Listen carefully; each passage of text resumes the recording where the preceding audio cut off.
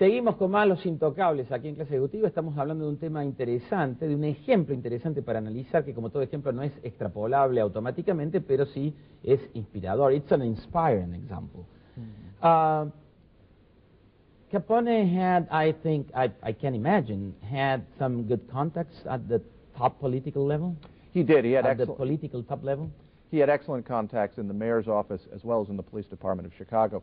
But as I mentioned before, once public opinion reaches a level of outrage, even his political protectors can no longer prevent action being taken against him. So again, media could play a very important role.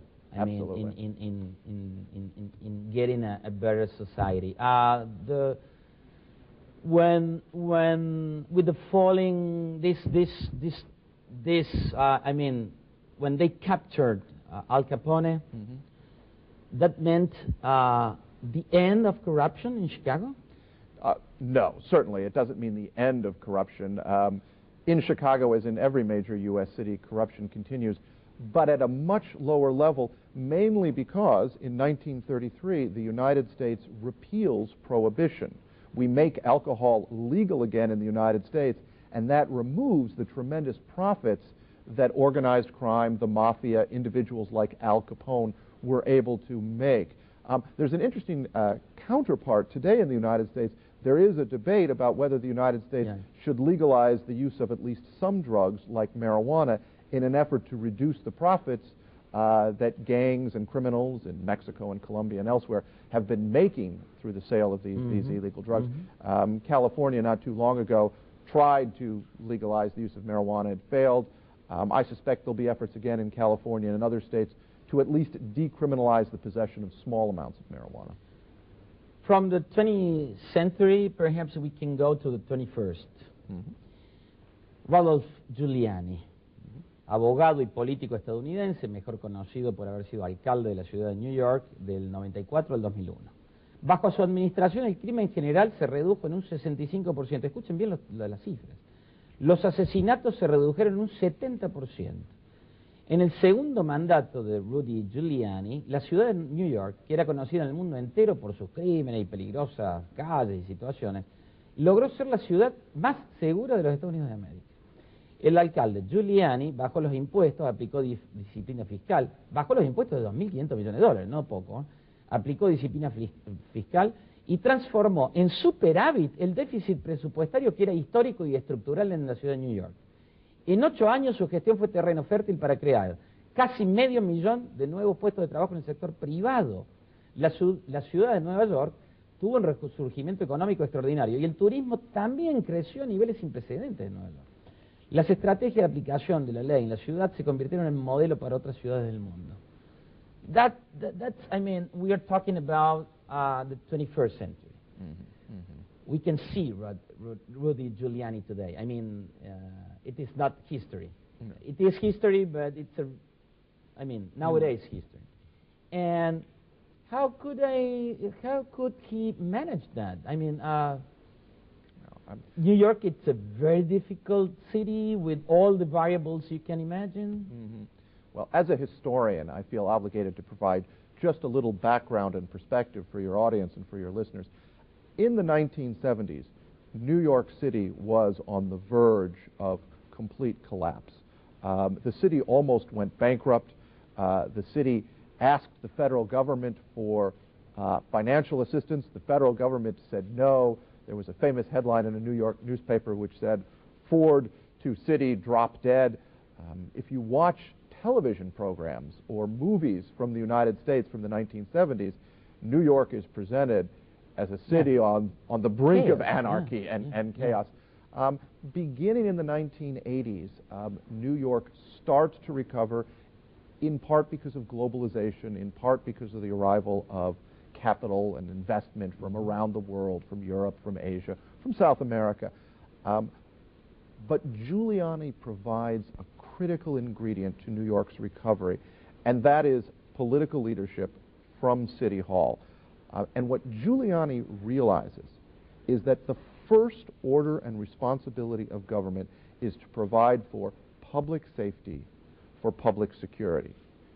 In the 1970s, in the 1980s, there was a wave of crime in New York City.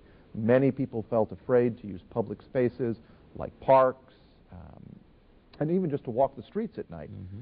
Giuliani invested a great deal of time and money in improving, modernizing the New York Police Department, in making it one of, if not the finest police departments in the world.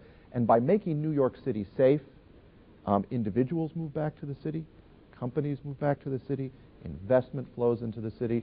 And by the end of the 20th century and moving into the 21st century, New York is again one of the great international cities. Yeah, and you can feel it. I mean, for example, the Harlem.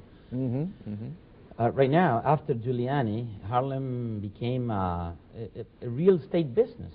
That's and right. Before him, it was just, I mean, war. Yes, And